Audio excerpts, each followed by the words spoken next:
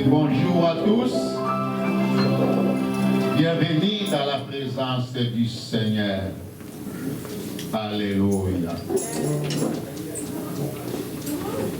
Avant de commencer, je vais dire à quelqu'un que le Seigneur revient bientôt. Le Seigneur revient bientôt. Est-ce qu'il va nous trouver prêts?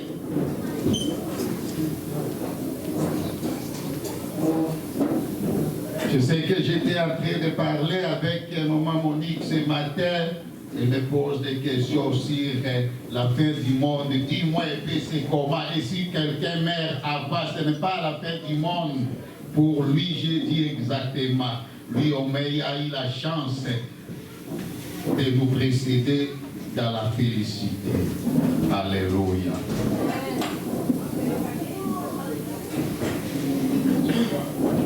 Le dimanche prochain, nous allons recevoir un serviteur de Dieu ici, le pasteur Azolanicien. Il est de Cameroun, il a son assemblée au Cameroun, c'est lui qui viendra nous prêcher. C'est un puissant homme de Dieu, le Seigneur l'utilise beaucoup dans plusieurs ministères, notamment de délivrance. Il était déjà une fois ici au milieu de nous, le jour où le pasteur Roger avait prêché ici, le pasteur Roger qui était venu des États-Unis. On a reçu 3 pasteurs, dont 2 couples pastoraux. Et le Seigneur nous fait grâce que ce soit les couples pastoraux azolaniciens qui viendront aussi le dimanche prochain pour nous exhorter. Et nous prions pour cela. Je vous prie de ne pas manquer cette occasion, car le Seigneur sera encore au milieu de nous. Alléluia. Et ce matin, je salue Vanessa Mwamba. Vanessa, est-ce que tu peux te lever pour saluer l'Église? Dieu. Merci beaucoup, tu peux te rasseoir. Vanessa vient de la parole de vie Kinshasa, c'est notre fille. Elle a évolué à l'Épodime, je pense qu'elle était en même classe que Caris. Et peut-être exaucée aussi parce qu'ils sont de même âge.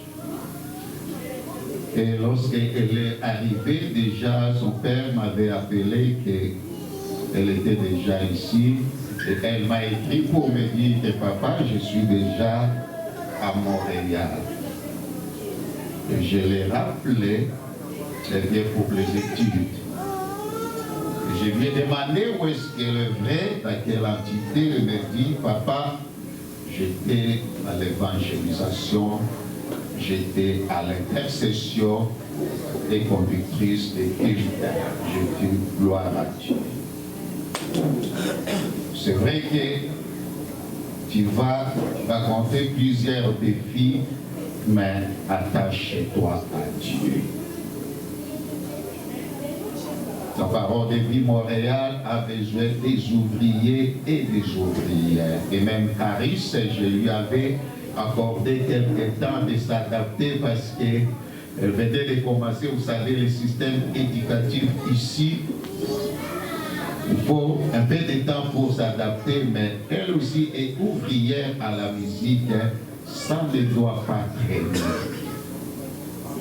C'est comme ça que prochainement, nous allons avoir l'entretien avec les codines des ados pour commencer déjà à les préparer afin que demain, les cultites les codines des ados qui soient déjà dans l'œuvre. Ces enfants que vous voyez, Vanessa, si ma mémoire est bonne, elle doit avoir 19 ans, n'est-ce pas, en vie? Mais c'est quelqu'un qui est ouvrière. Et je pense que le Seigneur fera grâce et nous allons la voir en œuvre ici. Alléluia. Et nos enfants qui quittent les codines, Ce sont eux qui vont demain en train de diriger tous les cultes partout. Vous le voyez déjà, ils sont en œuvre ici au clavier. Je vois avec admiration comment est-ce qu'ils sont en train de jouer et ils sont même capables de tenir tous les cultes. Amen. Et notre exhortation de ce matin va juste être une phrase. Une seule phrase que je vais vous demander d'ouvrir vos Bibles dans Matthieu chapitre 24, le verset 13.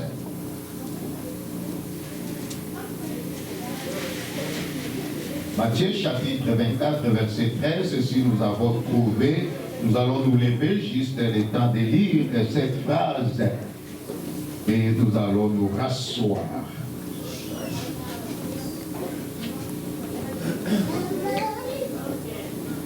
Nous lisons au nom de Jésus. Mais celui qui persévérera jusqu'à la fin sera sauvé. Celui qui persévérera jusqu'à la fin sera sauvé. Amen. Nous pouvons reprendre nos places.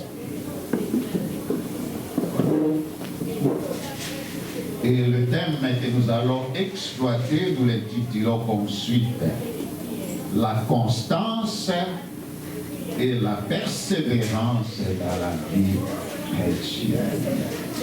Et la parole que nous venons de lire ici, c'est la parole de Jésus-Christ envers ses disciples.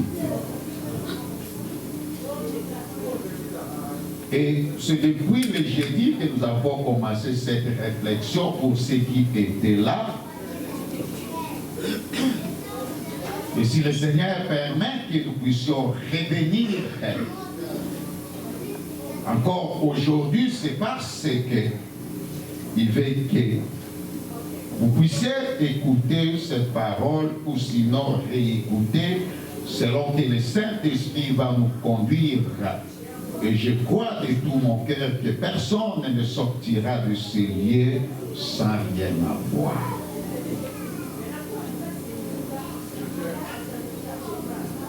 Et je disais le jeudi, pour ceux qui étaient là, que lorsque le Seigneur m'a conduit à méditer ces passages, je préparais une prédication pour le jeudi. Et quand j'ai lu cette phrase, je ne voyais rien de prédication. Et j'ai passé plusieurs heures devant ma Bible et ma tablette en train de préparer, je ne voyais rien. Il était déjà temps de venir au culte, je suis quand même venu, mais voilà, c'est ce que le Seigneur m'a donné. Nous avons commencé le culte. Ce n'est que lorsqu'on avait commencé le culte que je sentais les idées couler à moi, le Seigneur déposait à moi. Il me faisait voir des choses. Et pendant le culte, j'étais en train de les remercier. Je lui ai dit qu'il est fidèle. Alors que moi, je voyais dans cette phrase qu'il n'y a rien. Qu'est-ce que je vais exploiter d'ici? Je ne voyais rien. Et le Seigneur a commencé à me faire voir certaines choses et je l'ai glorifié car c'est lui qui nous connaît mieux, qui connaît son peuple et qui connaît même par rapport au temps que nous sommes ce qu'il faut pour son peuple. Rappelez-vous que c'est un bon père qui sait qu'à ce stade, mon enfant doit prendre la bouillie ou la nourriture non solide, ou la nourriture solide, c'est lui qui connaît. Et lorsque on était en train de prier, j'ai commencé à voir, le Seigneur me faisait voir que, si tu as bien compris, cette parole ne dit pas que celui qui aura beaucoup prêché, qui sera sauvé. Et moi-même, à l'intérieur de mon cœur, je disais non. La Bible ne dit pas non plus que celui qui aura beaucoup ramené les âmes en Christ qui sera sauvé. Ce n'est pas ce que notre texte de ce matin dit. Notre texte de ce matin ne dit pas non plus que celui qui est ouvrier, ouvrière du Seigneur qui sera sauvé, ce n'est pas ça.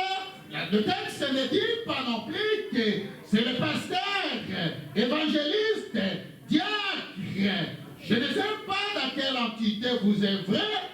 Le texte ne dit pas que c'est celui-là qui sera sauvé. Alléluia. Et j'ai commencé à réfléchir et à voir la miséricorde de Dieu.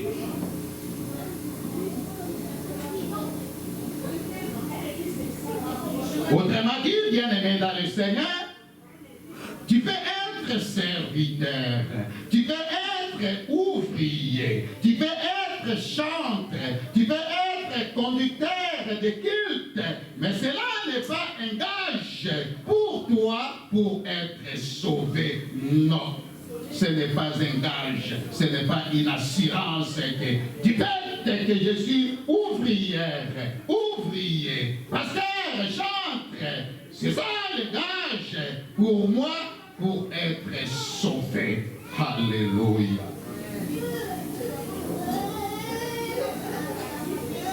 Notre passage de ce matin est très clair. La Bible dit que seulement ceux qui persévéreront jusqu'à la fin qui sera sauvé. Cela veut dire que tu peux être serviteur, mais à un certain moment, tu te lâches, tu abandonnes, tu es fatigué, tu te retires. Alors que tu as œuvré pendant longtemps dans la musique, tu as conduit plusieurs âmes dans la présence de Dieu, dans la repentance. Peut-être que lorsque tu chantais, les gens guérissaient, les esprits mauvais partaient, les gens étaient délivrés. C'est une bonne chose, mais il t'a manqué quelque chose, il t'a manqué la persévérance. Tu dois persévérer jusqu'au bout, jusqu'à la fin pour être sauvé. Alléluia. Peut-être que le Seigneur t'a utilisé puissamment. Tu es celui qui a beaucoup plus évangélisé et beaucoup ont reçu le Seigneur Jésus-Christ. C'est une bonne chose. Mais cela n'est pas un gage pour toi pour te dire que tu seras sauvé lorsque, arrivé à un certain moment, tu te lâches, tu abandonnes, tu t'occupes d'autres choses.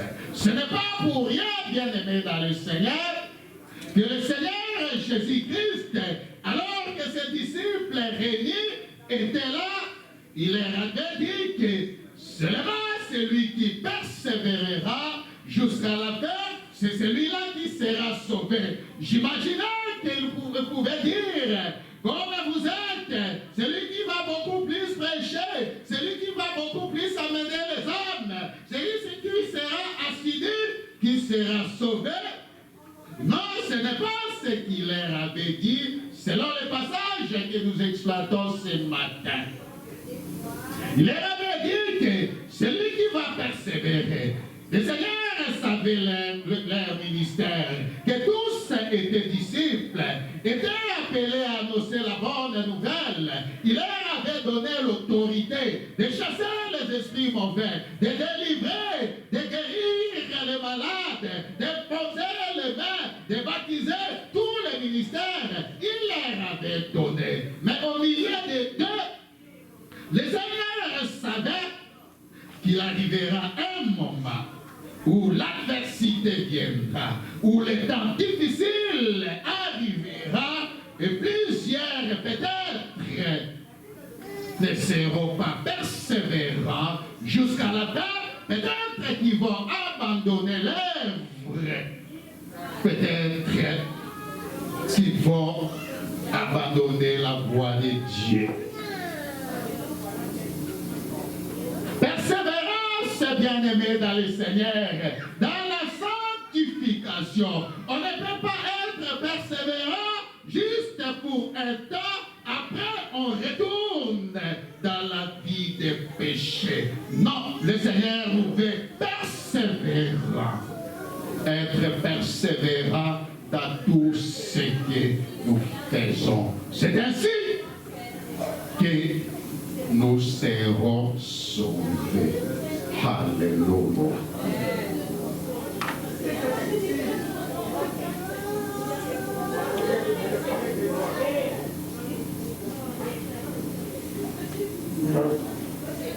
Comme je le disais tantôt,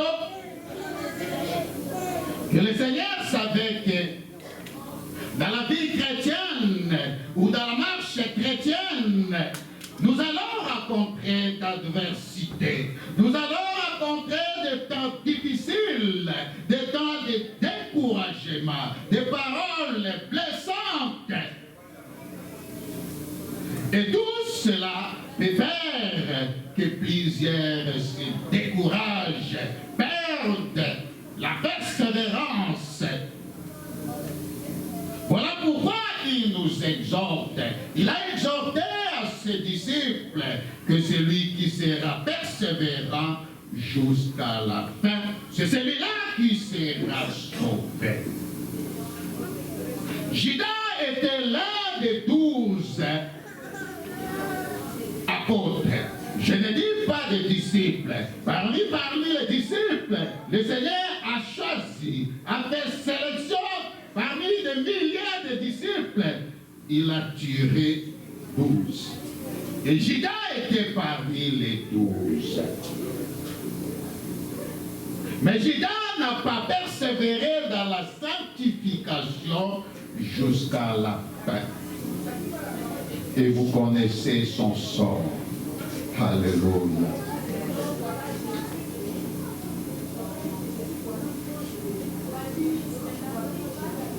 Aujourd'hui, bien-aimés dans le Seigneur, triste est de remarquer que plusieurs chrétiens ont perdu la persévérance alors que le Seigneur Jésus-Christ n'est pas encore de retour. Plusieurs ont déjà perdu la lyre, ils ont perdu les ailes qu'ils avaient, même pour se présenter à l'église, même dans les ministères où ils étaient. Nous les avons vus peut-être zélés au début, mais maintenant, plus de persévérance. J'étais en train de servir, je ne sais pas dans quelle entité où le Seigneur t'a placé. C'était pour un temps, mais aujourd'hui ce n'est plus le cas. Alors qu'au début, ils étaient assidus à l'œuvre. Et lorsque c'était venu l'adversité, on a tout de suite là abandonné. Plusieurs, par contre, étaient motivés, assidus dans l'œuvre. Peut-être lorsqu'ils étaient en Afrique, en Europe, arrivés en Amérique, ce n'est plus le cas. Bien-aimés dans le Seigneur, Dieu est Dieu partout. Il est le Dieu de l'univers. Il n'est pas un Dieu différent en Afrique, en Amérique, en Europe, en Océanie. C'est lui qui a créé le monde entier. Ce n'est pas normal que lorsque tu étais dans un coin, tu étais assidu. Mais lorsque tu deviens dans un coin fait, ce n'est plus le cas. Quelque chose n'est pas ça. Alléluia. Et plusieurs paramètres font même que beaucoup d'enfants de Dieu perdent la persévérance, peut-être la bénédiction. Tu priais, Seigneur, aide-moi. Je vais avoir le visa pour aller au Canada. Alors que tu étais ouvrier, ouvrière, à temps plein. simple. Arriver ici, même pour se présenter dans la présence de Dieu, c'est tout un problème. Non, bien-aimés dans le Seigneur, ça ne doit pas se faire comme ça. Comment est-ce qu'un ouvrier, un soldat du Christ peut facilement abandonner les armes alors qu'on est encore à plein champ de bataille? Alléluia. Certains peut-être pour une parole blessante qu'il aurait attendu de quelqu'un, il décide même de laisser l'œuvre de Dieu. D'autres disent d'ailleurs, je quitte leur église parce qu'ils se disent que l'église appartient à un homme. Quelle ignorance, bien-aimés dans le Seigneur. Tous, nous sommes ouvriers du Seigneur. L'église n'appartient à personne.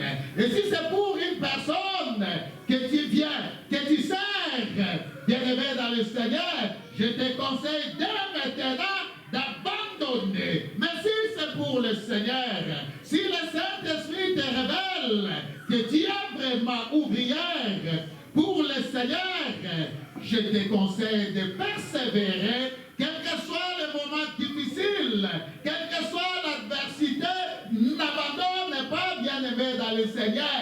Vas-y, vas-y, le Seigneur est avec toi. Du reste, le Seigneur ne nous avait pas promis que des choses bonnes, que tout sera rose. Bien au contraire, il avait promis qu'il y aura des temps difficiles où on vous mettra même à mort. Mais il nous demande de persévérer jusqu'à la fin pour être sauvés. Alléluia. L'apôtre Paul est l'un des apôtres qui ont beaucoup annoncé l'évangile de Christ. Par-ci, par-là. Oh, mais j'aime cet apôtre. Il dit qu'il ne pense pas avoir atteint l'objectif. Il continue à courir jusqu'à arriver à la fin pour obtenir cette couronne. Alléluia. Oh, alléluia.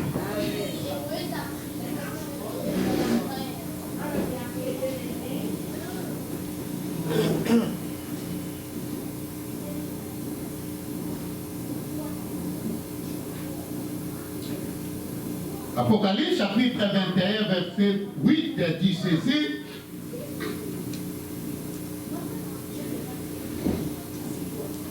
Les lâches n'hériteront, il y a plusieurs, on peut lire partout, mais j'ai pris par rapport à notre texte où la Bible dit, parmi ceux qui n'hériteront pas le royaume des cieux, la Bible dit aussi les lâches. Les lâches n'hériteront point le royaume de Dieu. Qui est un lâche? C'est celui-là qui a bien commencé, après un certain moment, il abandonne. Et de telles personnes, bien-aimées dans le Seigneur, la Bible dit qu'ils n'hériteront point le royaume de Dieu. Bien-aimés dans le Seigneur, quelle perte pour vous d'avoir commencé à l'esprit et finir par la chair. Autrement dit, toutes les formes, tout ce que tu as consenti est en vain. Alléluia. Voilà pourquoi nous avons besoin de la persévérance. La persévérance est pour méditer la parole de Dieu. Et sans la persévérance, bien-aimé dans le Seigneur, tu peux même 10 fois prendre des décisions, 10 fois tu ne le feras pas. Combien de fois on a fait le programme que chaque matin je vais avoir autant d'heures, autant de minutes, et combien de fois on ne l'a pas fait. Alléluia.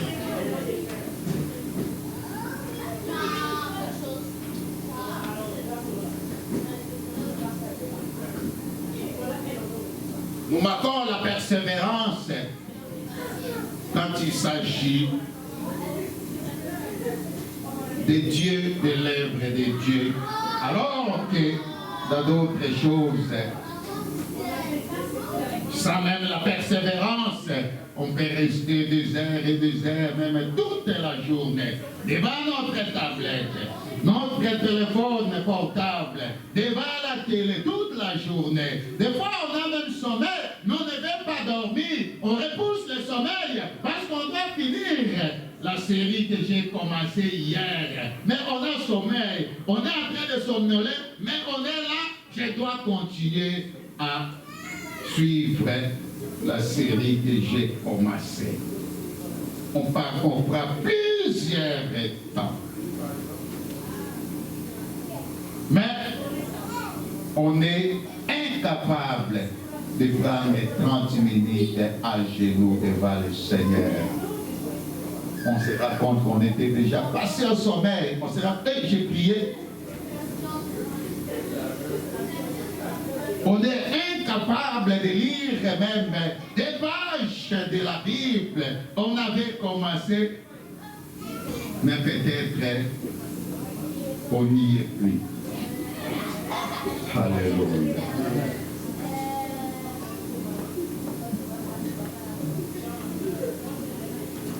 On parle de la persévérance lorsque l'on est devant les épreuves, devant les échecs. Tu as essayé, ça n'a pas marché, tu n'abandonnes pas, tu reviens. C'est comme un élève ou un étudiant, il vient pour la première session, ça n'a pas marché. Il n'abandonne pas, il revient encore à la deuxième session, ça n'a pas marché. Il va y attendre une année pour revenir la troisième fois, ça ne marche pas. Peut-être c'est à la quatrième fois que ça marche. C'est ça la persévérance pour obtenir quelque chose dont on a besoin. Alléluia. Mais lorsque ça n'a pas marché pour la première fois, on abandonne. Ça, c'est un lâche. Il faut continuer. Je disais il y a plusieurs mois, l'histoire d'un président américain que je ne connais plus les noms, qui a connu des échecs et des échecs, mais finalement il était persévérant. Son épouse était morte, ses enfants, tout, il essaye, ça ne marche pas, ça ne marche pas, ça ne marche pas, mais à la fin, je ne sais pas si c'est à la 40e tentative, il est quand même arrivé à être le président américain. Je suis sûr que ceux qui lisent beaucoup, ceux qui s'intéressent, peuvent connaître les noms des présidents en question. Moi, je ne me rappelle plus.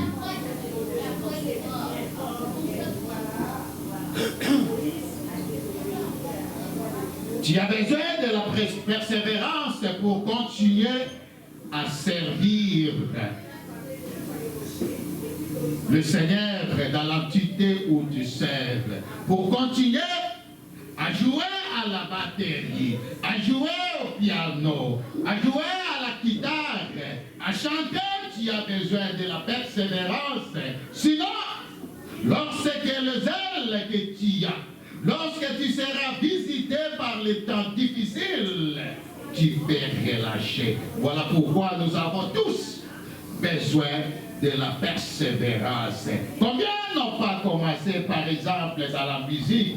Je suis triste de remarquer qu'il y a deux personnes et Papa Gabriel était obligé de les rejoindre aujourd'hui. Nous avons tous besoin de la persévérance. Alléluia.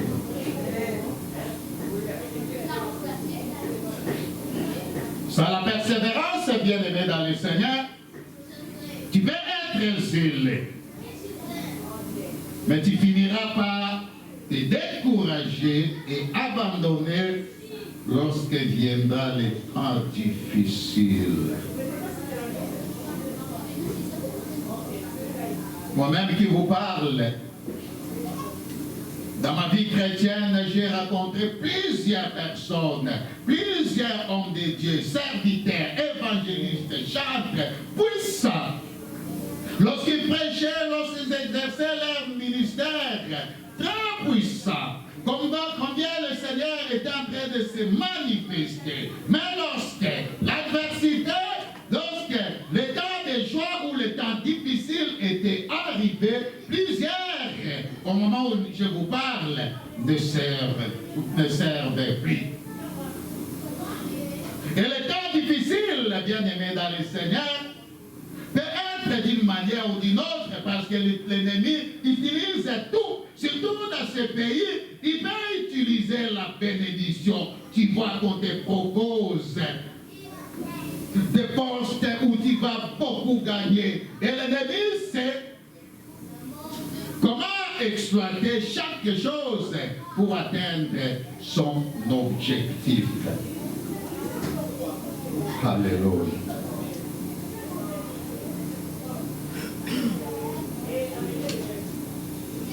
Voici quelques points pour lesquels nous devons être persévérants.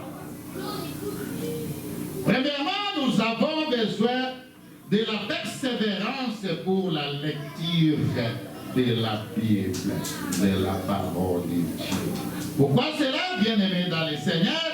C'est parce que c'est la parole de Dieu qui est la source de notre foi.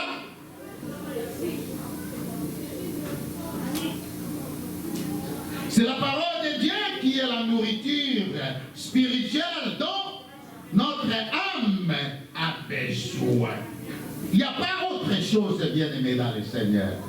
Rien ne peut vous consoler, rien ne peut vous stabiliser. Et même lorsque vous priez, vous avez besoin de la connaissance de la parole de Dieu et même les paroles qui sortiront de votre bouche lorsque vous adorez le Seigneur, par exemple, ne viendront pas d'ailleurs de la parole de Dieu.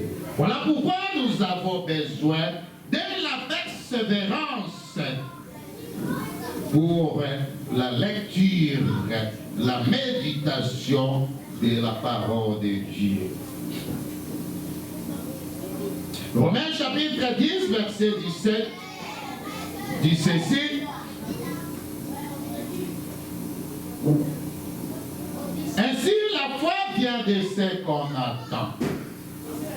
Et ce qu'on attend vient de la parole de Christ. Alléluia. Il est donc indispensable pour tout chrétien de persévérer dans la lecture et dans la méditation de la parole de Dieu. Tout comme la nourriture est indispensable pour notre corps, notre physique, la parole de Dieu également est indispensable pour nos âmes. Parce que nos âmes, ton âme ne se nourrit pas de ce que nous mangeons, mais c'est de la parole de Dieu. Nous avons besoin de la parole de Dieu, de méditer, de lire la parole de Dieu. C'est ainsi que notre âme sera toujours en bonne santé spirituelle. Dans le cas contraire, bien-aimés dans le Seigneur, combien ne sont pas ceux qui lisent la parole de Dieu seulement lorsqu'on est à l'église? Peut-être un seul passage qu'on va donner, c'est suffisant. Mais lorsqu'on est à la maison, on n'a pas le temps. Mais on peut avoir quand même le temps pour autre chose. Mais pour lire la parole de Dieu, on n'a pas le temps. Alors comment voulez-vous que nous soyons persévérants, forts spirituellement, parce que l'âme n'est pas nourrie. La nourriture pour l'âme n'est rien autre que la parole de Dieu. Ce n'est que lorsque vous lisez la parole de Dieu que le Saint-Esprit, la lumière du Saint-Esprit, vous conduira dans la connaissance, dans la révélation, et cette fois-ci, vous serez encore plus efficace et même persévérant. Alléluia.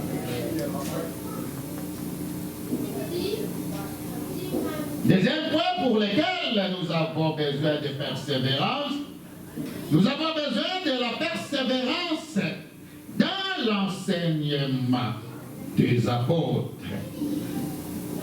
C'est-à-dire dans l'écoute de l'évangile, ce qui est indispensable pour parvenir à la foi et au salut.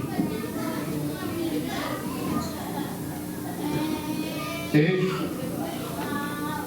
j'aime ce que dit la Bible à propos des premiers chrétiens, des premiers disciples.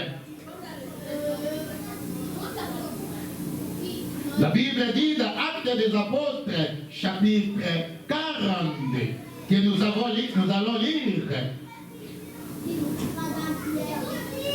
Actes des Apôtres, chapitre 2, verset 42.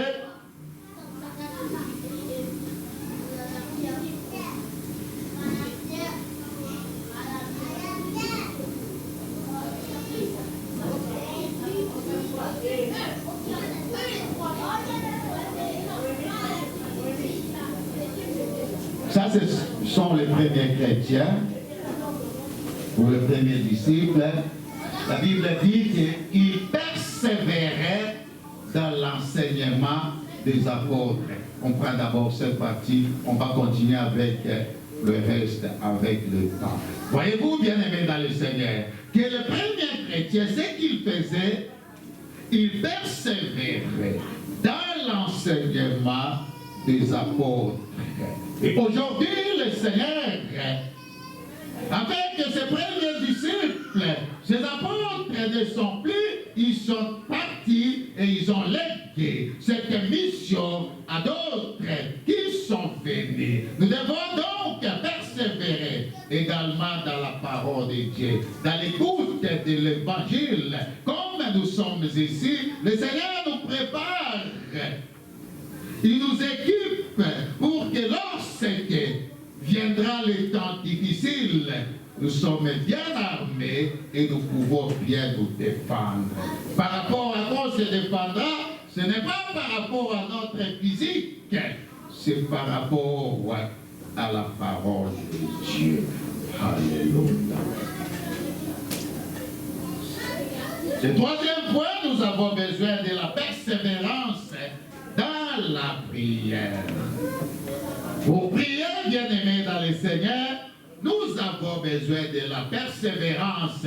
Sinon, vous allez faire quelques minutes seulement, soit que vous êtes passé par le sommeil, ou vous êtes, les idées sont ailleurs.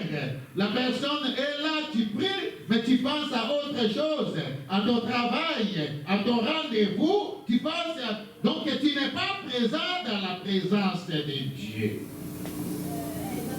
Je sais qu'il arrive, ou cela a déjà arrivé à quelqu'un parmi nous.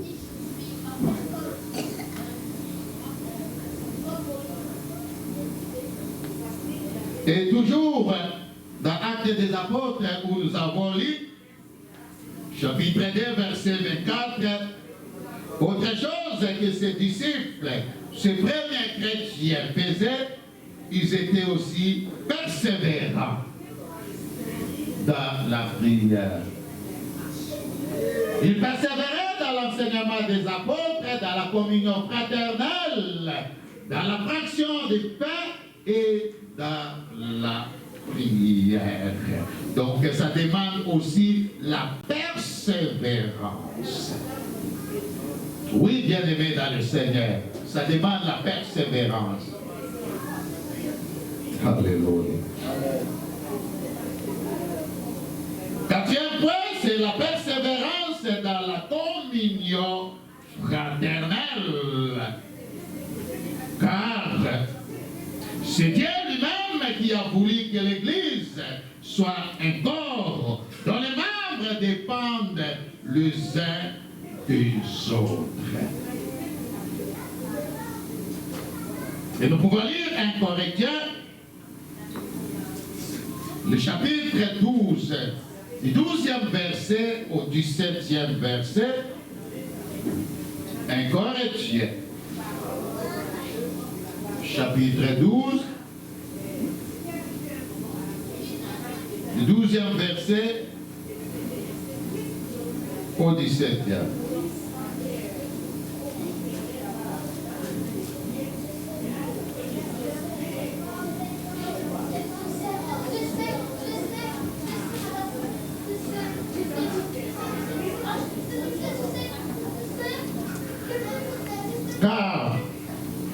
le corps est un et a plusieurs membres.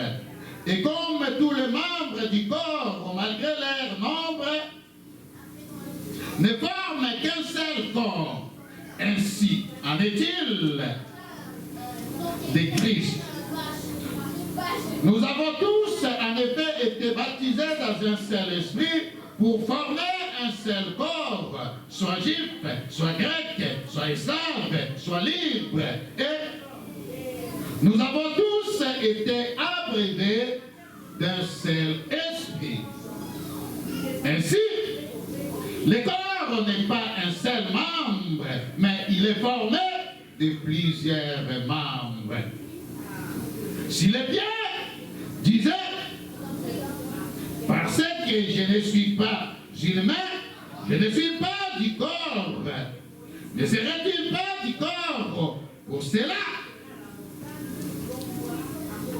On peut s'arrêter même là pour cause de temps, mais si vous avez le temps, vous allez le lire à la maison. C'est pour dire que le chrétien a absolument besoin d'un lien avec une communauté. Absolument. On ne peut pas être chrétien de soi-même et rester, je vais prier moi-même. Nous avons lu dans notre passage de Actes 2, 42 qu'il persévérait dans la communion fraternelle. Et tous, nous formons un seul corps. Donc je disais qu'il est nécessaire pour chaque chrétien de persévérer dans la communion fraternelle et dans l'amour de Dieu. Alléluia. Et Hébreux 13, 1 nous dit encore de persévérer dans l'amour fraternel. Cinquième point, pour lequel nous devons persévérer, c'est la persévérance dans les ministères. Le ministère que le Seigneur vous a donné devrait, dans n'importe quelle entité, sachez que c'est ce que le Seigneur vous a donné. Et pour cela, nous devons être persévérants. Sans la persévérance, bien-aimés dans le Seigneur, comme je le disais tantôt, malgré les ailes que vous pouvez avoir, vous finirez toujours par relâcher, par vous refroidir, par vous décourager et même abandonner. Dieu prend plaisir de ceux qui sont persévérants. J'aime lorsque je lis l'histoire de Daniel. Cet homme, Daniel, de même que Joseph, était persévérant jusqu'à même à livrer leur corps. Rappelez-vous, bien-aimés dans le Seigneur, Daniel a accepté d'être jeté même dans la fosse au lion, pourvu de demeurer ferme, fidèle et persévérer dans ce que le Seigneur l'avait confié. Et j'aime la déclaration du roi Darius dans Daniel chapitre 6, le verset 20. Ça, c'est Darius qui dit: en s'approchant de la fosse, il appela Daniel d'une voix triste. Le roi prit la parole et dit à Daniel: Daniel, serviteur du Dieu vivant. Écoutez, il dit: ton Dieu que tu sers avec persévérance, a-t-il pu te délivrer de lion? Le Seigneur ne pouvait qu'elle était délivrée de lion. Même ces rois païens reconnaissent que Daniel servait Dieu avec persévérance. Et malgré les adversités, Daniel n'était pas prêt à renier son Dieu. Mais dommage pour nous, combien devant une petite discussion, incompréhension, adversité, on est prêt à relâcher même l'œuvre du Seigneur comme si on était en train de servir un homme. Que le Seigneur nous aide à comprendre, bien-aimés dans le Seigneur. Alléluia.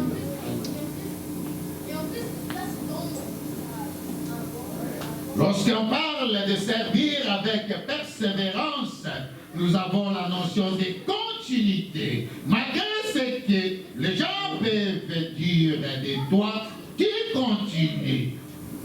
Ce qu'ils peuvent dire de ton Dieu, qui continue. De ton église, peu importe que les gens te haïssent ou pas à cause de ton Dieu, qui continue. C'est ça la persévérance. On n'abandonne pas parce qu'on a rencontré des temps difficiles. Non, l'on doit continuer. Et retenez qu'on ne persévère pas pour un temps seulement. Et puis relâcher. Non, ce n'est pas l'endurance, on parle de la persévérance. Ce n'est pas pour un temps. On doit persévérer, tel que la Bible nous dit dans notre passage de base, jusqu'à la fin. C'est ça, c'est alors qu'on parle de la persévérance. Et comme nous l'avons dit plus haut, que la Bible dit que seuls ceux qui auront persévéré jusqu'à la fin qui seront sauvés. Alors comment être persévérant ou comment avoir la persévérance? Je voudrais d'abord vous dire que ça ne dépend pas de nos muscles, parce que je fais trop de physique. Je peux être fort pour persévérer devant toutes les tentations, devant ce qui peut arriver, parce qu'on peut être bien fort, on peut être musclé, mais ce qui touche le cœur, ça touche quand même. On peut être fragile, ça ne dépend pas des muscles. La persévérance, c'est Dieu qui nous la donne. Et comment? Au travers la prière. Lorsqu'on est sincère envers son Dieu, lorsqu'on est sincère envers le ministère dont le Seigneur vous a donné, confié, et vous demandez de l'aide à Dieu, je vais demeurer, je vais être persévérant, je vais avoir la constance, le Seigneur va t'aider. Car ils sont de l'éther et ils voient tout. Alléluia. Et pour terminer, bien-aimés dans le Seigneur, sachez-le que pour toute personne, comme nous l'avons lu au début, qui persévère jusqu'à la fin, il y a toujours une récompense. Première récompense, c'est ce que nous avons lu, c'est le salut. Lorsque la Bible dit celui qui persévérera jusqu'à la fin sera sauvé, nous voyons le salut. Alléluia. Tous ceux qui auront persévéré jusqu'à la fin seront également honorés par Dieu. Hébreux chapitre 6, versets 11 à 12,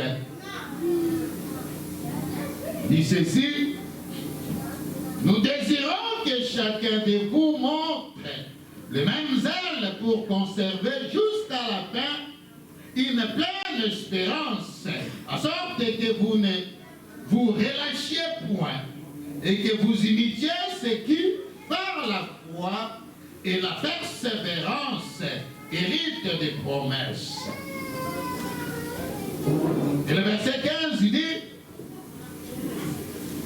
et c'est ainsi qu'Abraham, et après persévérer, obtint l'effet persévérance. Alléluia. Le temps nous fait défaut, nous sommes obligés d'arrêter ici. Bien-aimés dans le Seigneur, tout ce que nous pouvons faire, le Seigneur se réjouit.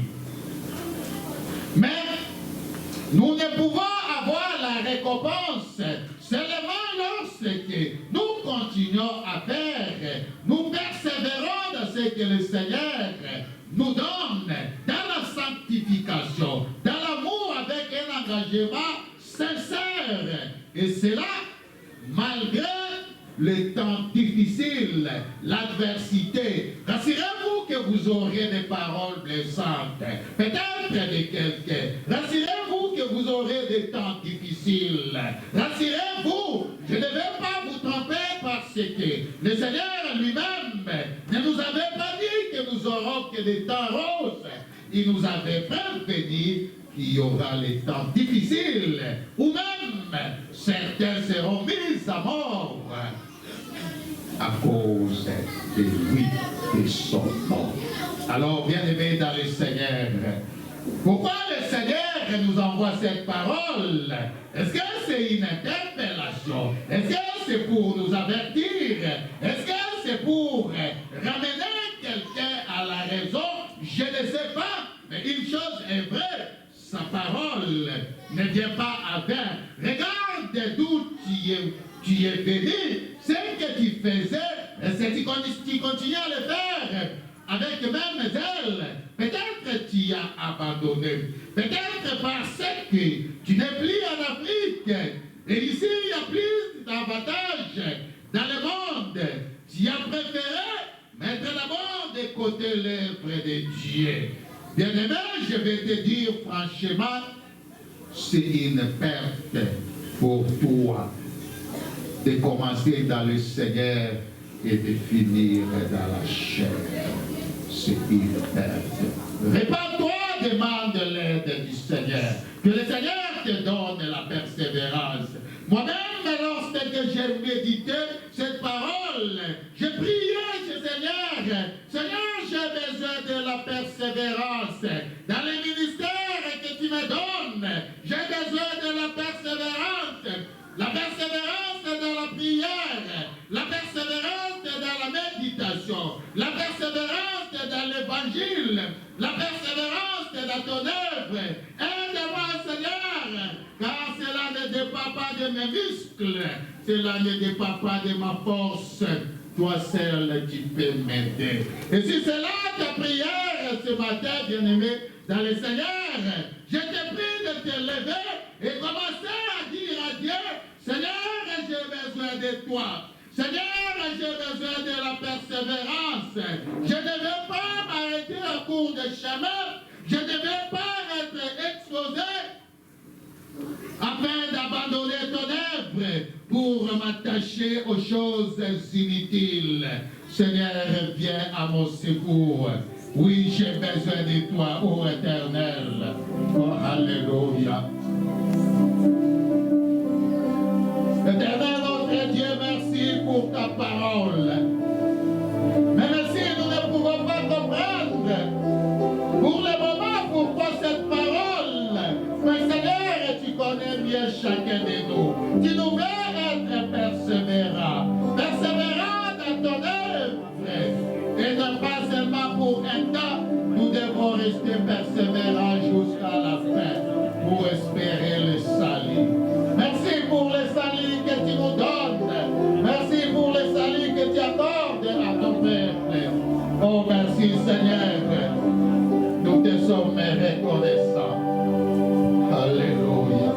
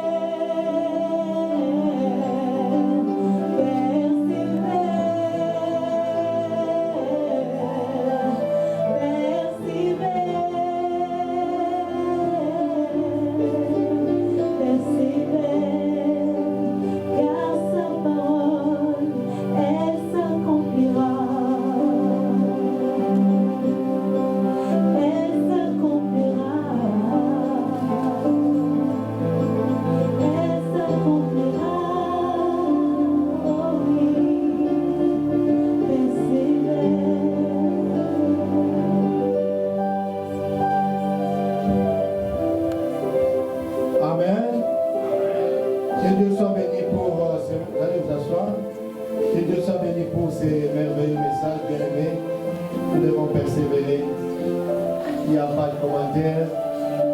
Le prédicateur a été très clair. Dieu est dans sa parole et Dieu ne se trompe pas.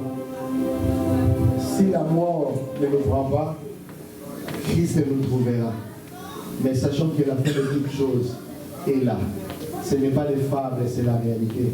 Christ reviendra prendre son église. Alléluia. Et Dieu veut que nous soyons comptés parmi ces